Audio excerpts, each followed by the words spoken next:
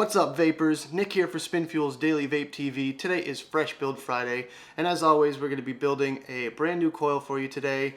Today we're going to be doing the zipper coil build by Twisted Messes, aka Kent Hill. I'll have a link to his YouTube channel in the description below. Make sure you check out his video. He also cites the original sources for his inspiration for this type of coil. It's a pretty intricate one, and it's going to take a little bit, so stick with it. Follow the whole video all the way through, and we'll end up with a pretty sick coil. I also just wanted to say Merry Christmas and Happy Holidays to everyone out there. It's this time of the season that everyone's with their family, and if you know anyone that's smoking right now, maybe get them a starter kit for Christmas or something like that. So without further ado, let's get right down to the build video and build her up. Alright, so as you can see here, we're going to need 28 gauge Kanthal for this video. This is just regular old Kanthal, nothing too special about it. And we're going to need about 6 feet for this particular build. So first thing you're going to do is just measure about a foot length and just cut 6 strands.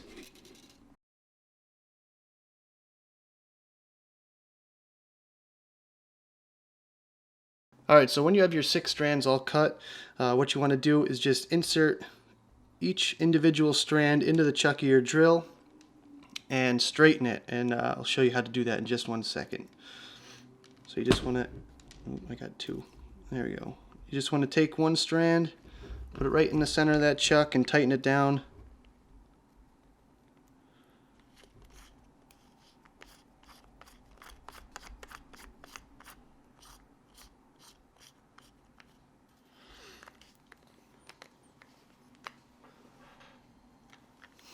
And what we're actually doing here is straightening out the Kanthal.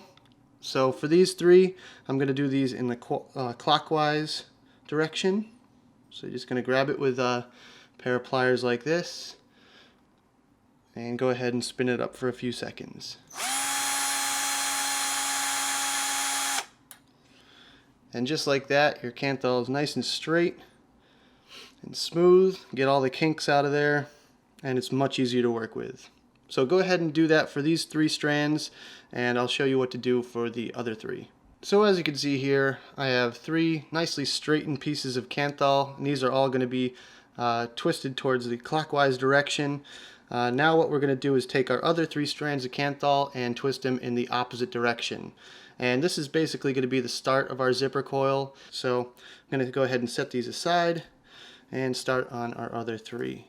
So I'm just going to go ahead and switch the direction of the drill to the counterclockwise direction and clamp it down with my pliers and straighten it.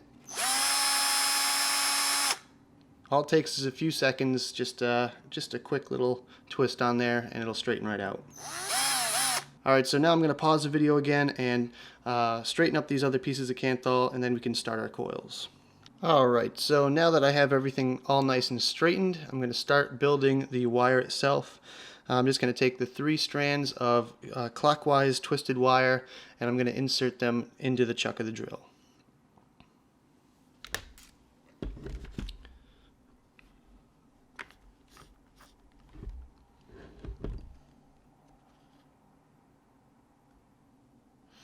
You want to get them bunched together as close as possible for this process.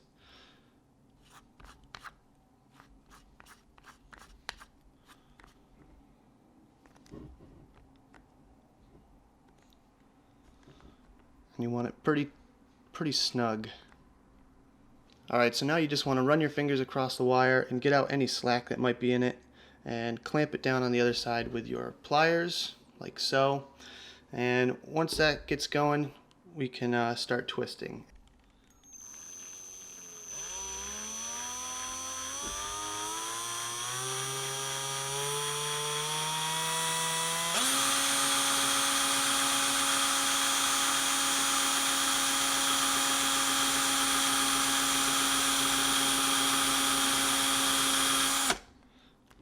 And just like that, one of our ends broke off. Now you can actually keep the wire like this or make it tighter. For me, this seems pretty darn good right now, so I think we're just going to leave it as is and just start flattening the wire itself. Alright, so now we're going to flatten the wire, and we're going to use toothless pliers like these here. And all you're going to do is just spin up the drill and run the pliers over it about 10 or 12 times, I guess, depending on how flat you can get it. These are really not the best pliers for this job. They're too wide in my opinion, so if you can get some that are a little bit narrower, those would work best. But I got to work with the tools that I have available, so we're just going to go ahead and get started.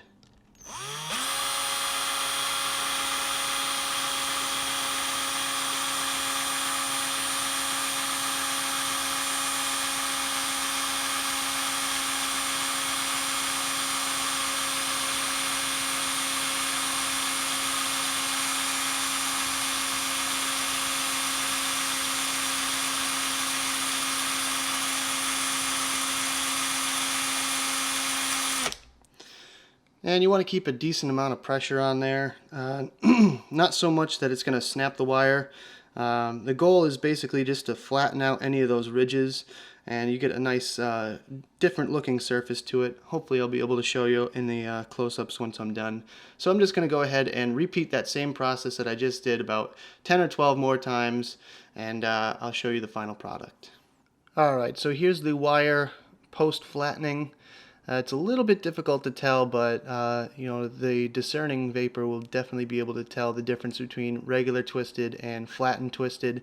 And I'm going to go ahead and twist up these counterclockwise wires and see if I can show you the difference. The flattened twisted wire is on the top and the unflattened wire is on the bottom. I'm not sure if you can really see it in this shot, but those ridges are almost not as noticeable as on the unflattened version. So I'm going to go ahead and flatten the counterclockwise twisted wire, and then we can start building our coils. Alright, so now we're at the point of the video when we are going to start making our actual coils. Now this is the fun part because you get to choose which direction you want the line of the zipper to go. You can either have the coil facing like this or like that, depending on how you wrap it. So for me it doesn't really matter. I don't think it makes any difference as far as the vapor or anything like that, so I'm just going to grab it just like I have it now and start to wrap a coil. And today I'm going to try to get 4 wraps. So you want these very tight in a parallel, just like any normal parallel build. I'm just going to start wrapping. And we're wrapping around a 3/32 inch or 14 gauge syringe needle. This is pretty much what I always use for my standard micro coils. And we're going to be building it in the Mutation X version 2.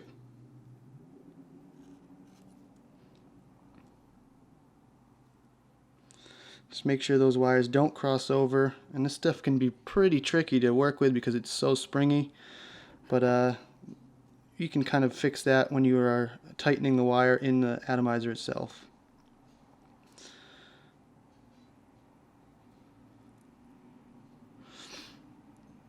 So I'm going to unwrap the first lead that I did for tension. And just like that, the zipper coil really starts to come alive here. And I'll show you in just a sec. So there you go. That's what you should have right about now. Pretty interesting looking coil, and it'll look a little bit neater once we get on the device itself, just because we can crank those wires in there and make sure everything stays nice and tight. But that's basically what you should have at this point. So I am going to straighten out this first lead a little bit, just to hopefully get it in there a little bit easier. And I'm going for a dual coil today, so I'm going to clip this excess wire off, and we're going to make our other coil with that in just a minute.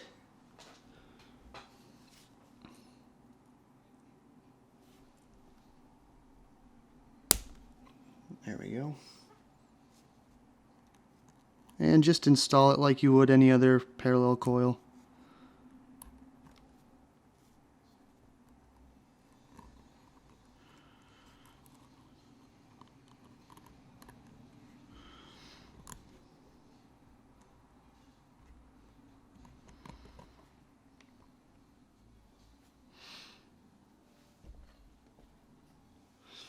And I'm actually going to tighten down the positive post first, because it's easier to work with the negative because it's drilled right into the deck of the atomizer, so we're not going to get the post spinning or anything like that.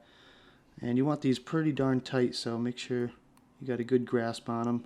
And again, with any parallel, you don't want those wires crossing over inside that little post hole. Alright, so now what I'm going to do in order to tighten these up a little bit, I'm just going to grab both leads and just pull, and then you can adjust them just based on which one you are grabbing at the time. So just kind of squish them up, get them in the right position.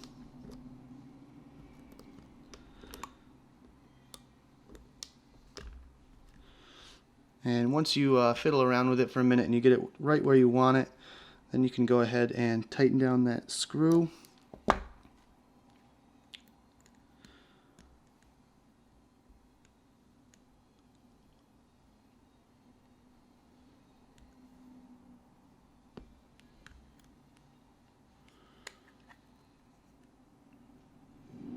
Alright, and that's what you should have so far. We are going to straighten this out a little bit and make sure we pull it away from the posts a little bit so it doesn't touch and short. And I'm going to take a quick resistance check after I do that.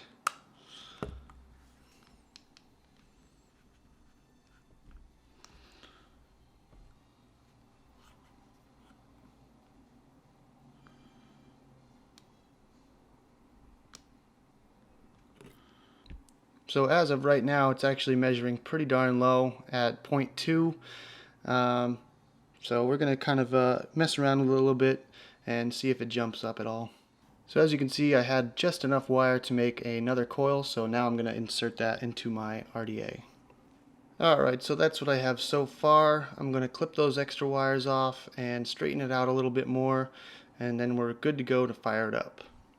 Alright, so as you can see here, I cleaned up the coils a little bit and I snipped off that excess wire, and as you can see it's reading at 0.12. It's a little low for me, but let's go ahead and fire it up and put it on our mod. Alright, so you really want to be careful with this stuff because there's so much wire packed in there and it's a really small space, so you don't make sure you don't have any shorts. So you're just going to pulse fire it really quickly and see when it lights up.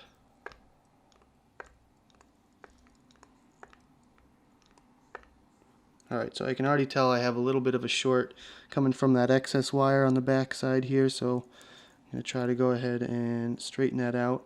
So everything's tightened and adjusted. Let's go ahead and see if it works now.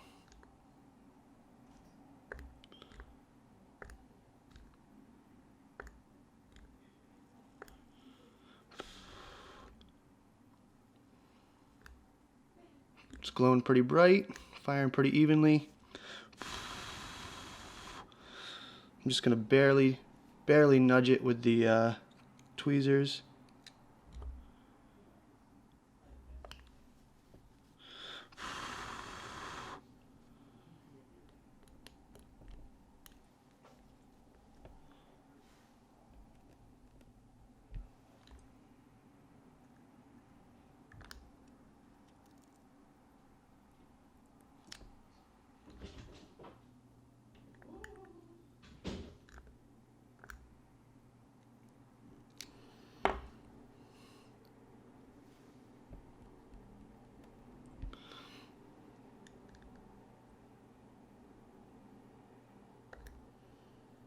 Alright, and we're looking pretty good, so I'm going to go ahead and wick it. And that's basically how you build a zipper coil. It's a pain in the ass, but once you get it down, it's pretty sweet. So now we're going to just go ahead and wick it real quick, and we'll get to some vapor production. So I have here a very thin layer of Japanese cotton. This is Kogendo. So I'm just going to take a little bit of this stuff and roll up just the tip, and we're going to see how much we need to fit through this coil. I can already tell I'm going to have too much, so I'm just going to rip a little bit off. And you want it fairly tight, considering how hot this thing gets. It's going to shrink up that cotton quite a bit, but not too tight, because then you're just going to choke out that wick and it's not going to wick properly. So just kind of tear away little strips as you go along until you get it right.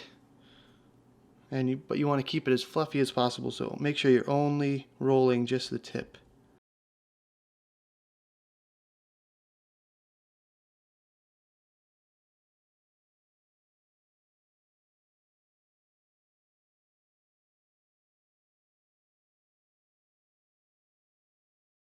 And today I'm going to be using some Bumble Frog's Flavor Storm.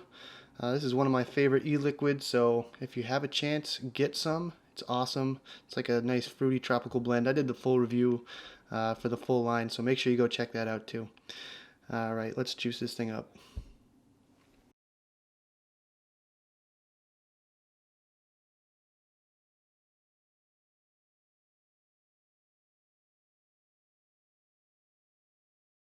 Real quick before we go back to the main screen, I just want to show you a little vapor production.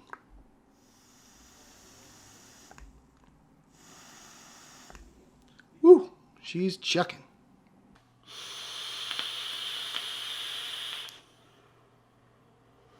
So as you can see, this thing is absolutely chucking the vapor.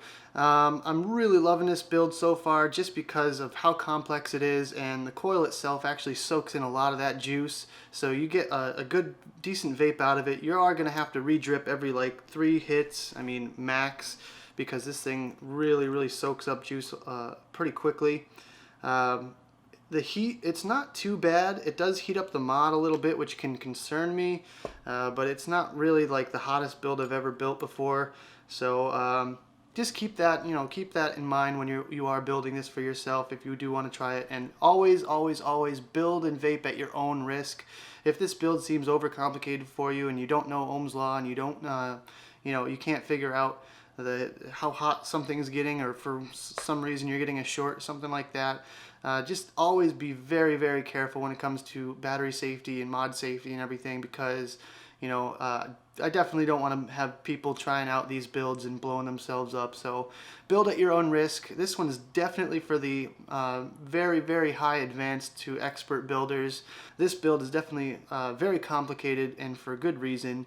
You get excellent flavor. All those nooks and crannies where that flattened wire is hitting that juice, it just sucks up the juice so well, and it also vaporizes so well and so efficiently. I would prefer to have this one as a slightly larger diameter coil, like something like a 7/64 or something like that. I went by the specifications in Twisted Mess's video, and his came out a little bit different than mine. His is definitely a lot cleaner, so Kent, you're the man, you're the master. Bow down, all respects paid to him and everyone that contributed to this coil. And I just want to say that for me personally, not the greatest build I've ever done. Honestly, I did this one on my Dog Addy before, and it came out a lot cleaner. And I'll put a picture up right about here somewhere of that build. But yeah, it came out a lot cleaner than the one I did on camera today for you. But it's a little bit more stressful to be on camera for sure. I'm going to take one more rip of this and sign out. So there we go. Another thing I want to mention real quick before I sign out is airflow.